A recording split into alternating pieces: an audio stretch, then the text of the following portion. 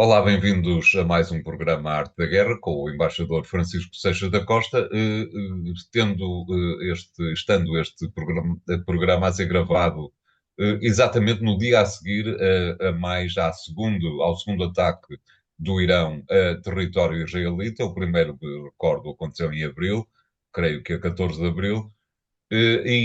Ontem aconteceu o segundo ataque, de uma forma que, em algumas questões, foi semelhante, ao ataque de abril, isto é, em abril tinha havido uma pessoa ferida, uma criança, se não estou em erro, ferida.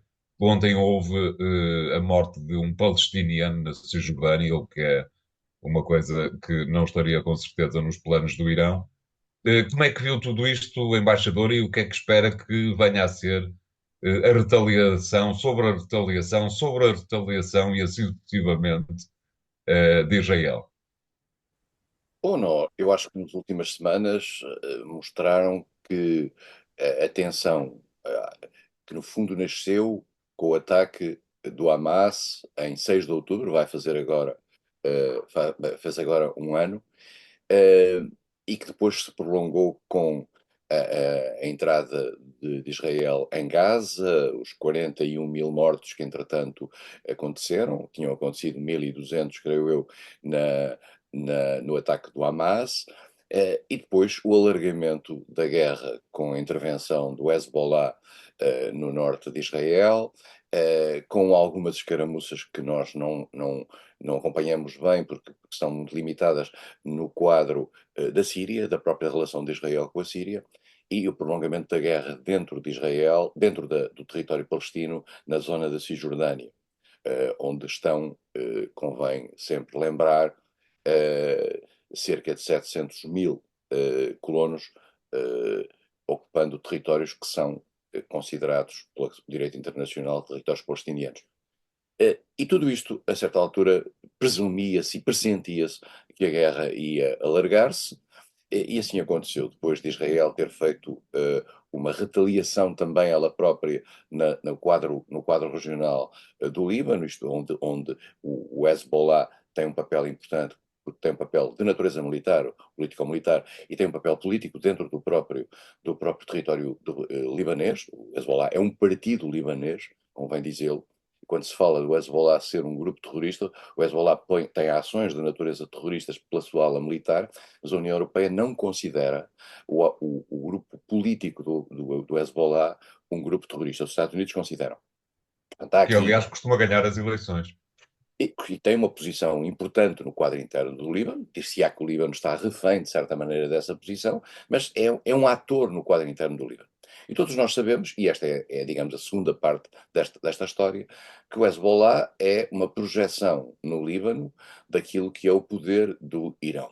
O Irão é um poder militar e político hostil a Israel a partir do momento em que, em 1979, eh, Khomeini tomou conta, digamos, do Irão e a Revolução Islâmica teve lugar no Irão, e a partir daí, curiosamente, o Irão, que era um aliado tradicional de Israel, transformou-se no grande inimigo de Israel. E não só de Israel, vale a pena dizer. O Irão é também um inimigo tradicional de todos os países árabes de obediência sunita, no fundo liderados pela Arábia Saudita.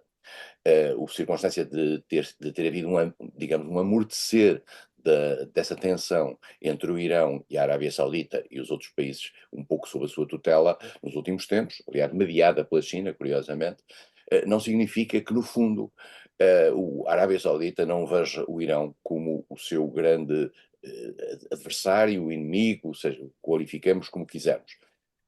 Israel considera que o grande inimigo na região é o Irão.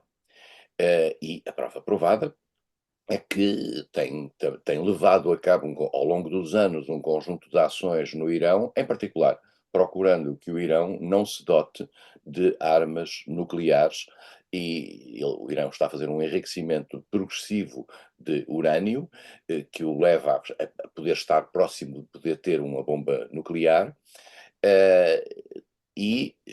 Israel vive ao longo dos anos a preocupação de que o Irão não se dote de uma arma nuclear, o que naturalmente faria passar a ameaça do Irão para outro patamar.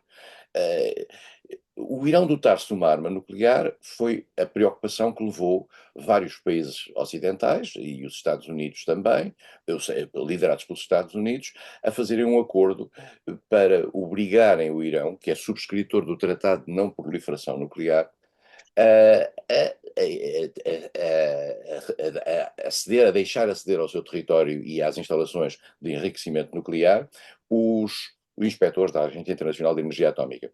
E esse processo foi um processo longo e foi quebrado com Donald Trump. Donald Trump saiu desse acordo.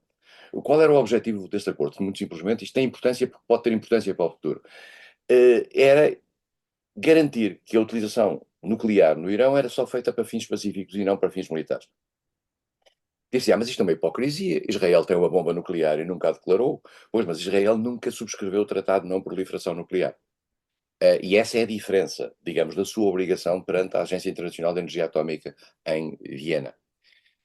E por isso mesmo, a grande questão que está aqui, neste momento é saber, e talvez o possamos saber nas próximas semanas, é se Israel estará disponível e terá a ousadia, e já percebemos que Israel tem pouca contenção para expressar as suas ousadias, de fazer um ataque àquilo que são as zonas onde aparentemente o Irão está a fazer o enriquecimento nuclear e que serão, no fundo, a base da sua arma nuclear.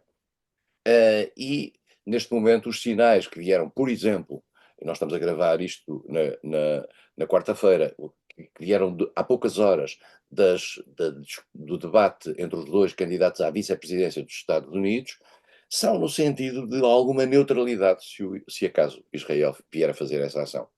Eu diria mesmo algum alívio, tendo em atenção aquilo que é a postura tradicional dos Estados Unidos, mas que não pode naturalmente afirmar-se. Isso naturalmente também, um eventual ataque de Israel, configuraria, digamos, um alargar da guerra para, também volto a dizer, para outros patamares. Mas outros patamares estão neste momento a ser ultrapassados uns a seguir aos outros. Portanto, nós estamos neste momento naquilo que há uns meses temíamos, que era a possibilidade da guerra em Gaza acabar por se estender à região. Já está estendida à região. Ontem nós assistimos ao ataque feito pelo Irão com 200 mísseis sobre Israel, com a tal collateral casualty de um palestiniano. É uma grande ironia nesse aspecto. O Irão está a fazer isso, no fundo, para se vingar daquilo que foi o ataque israelita ao Hezbollah com a morte do seu líder no Líbano. E, portanto, de certa maneira, o Irão dá mostras de não estar quieto, mas também dá mostras de ter uma capacidade objetiva de atingir Israel muito limitada. Diz-se, mas o Irão ainda tem coisas. Alguns especialistas dizem que o Irão ainda tem formas de atuar diferentes e mais duras. Bom, vamos ver. A verdade é que o Irão até agora não demonstrou ter uma capacidade militar capaz de se penetrar aquilo que é uma certa proteção que Israel tem, não sozinho, também com os Estados Unidos e até com alguns outros países ocidentais, como se viu na história de 14 de Abril, para travar qualquer ataque que venha do Irão. Vamos ver o que é que vai acontecer nos próximos tempos. Eu diria que eu não estou muito otimista relativamente a qualquer pacificação da situação. Claro, é evidente que isso parece ser o último dos cenários que é possível imaginar para aquela região. Mas, embaixador, do ponto de vista de Israel, Israel terá de. Nunca diz as coisas com clareza, aliás, numa guerra não é suposto haver grandes clarezas. Mas a ideia que ficou é que Israel não está interessada propriamente, vamos dizer assim, em invadir o Irão. De que formas é que a retaliação iraniana poderia ser levada ao terreno? Mais ações como aquela que teve a ver com os pagers e com os walkie-talkies que aconteceu há uns 15 dias atrás? No passado, Israel e o seu serviço secreto externo, o Mossad, já demonstraram ter uma capacidade de atuação dentro do Irão. E têm infiltrações no Irão, algumas das quais foram denunciadas, e houve gente que já morreu por ser espião de Israel. Israel tem alguma capacidade de intelligence dentro do Irão, não sabemos sozinho, se aliado com outros aliados ocidentais ou mesmo da região. E a sensação que existe é que Israel não quer invadir o Irão, mas pode tentar bombardear o Irão E aí temos os vários cenários possíveis. Pode bombardear desde as instalações militares às instalações nucleares ou protonucleares, como pode atacar cidades. E, portanto, Israel tem uma grande capacidade em termos da ação externa. Aliás, Netanyahu disse outro dia, nós podemos ir a qualquer parte do Médio Oriente, e quer se transformar claramente no mastermind de toda a situação. Israel tem essa capacidade, é apoiada pelos Estados Unidos, é apoiada de forma mais discreta pela generalidade dos países ocidentais com quem tem relações comerciais, nomeadamente a nível militar, e tem uma característica: Israel é um país que vive, desde há longos anos, sem grande preocupação em cumprir as regras do direito internacional, e como tem uma inimputabilidade que é dada pela proteção americana, Israel vai continuando. E vai continuando, e vale a pena perdermos um minuto só para dizer o seguinte: Israel existe há 76 anos. Israel ganhou várias batalhas aos países árabes que as atacaram. Isso criou-lhe até uma aura no plano internacional, de um país isolado que vive cercado por inimigos. Israel tem um pecado original na sua criação, que não é só de Israel, que é a circunstância de, ao lado do Estado israelita, não ter sido criado um Estado palestino que estava previsto quando Israel se criou. Diz-se, mas a culpa foi também dos países árabes que não aceitaram, foi também dos palestinos que sistematicamente foram recusando as várias soluções. É verdade.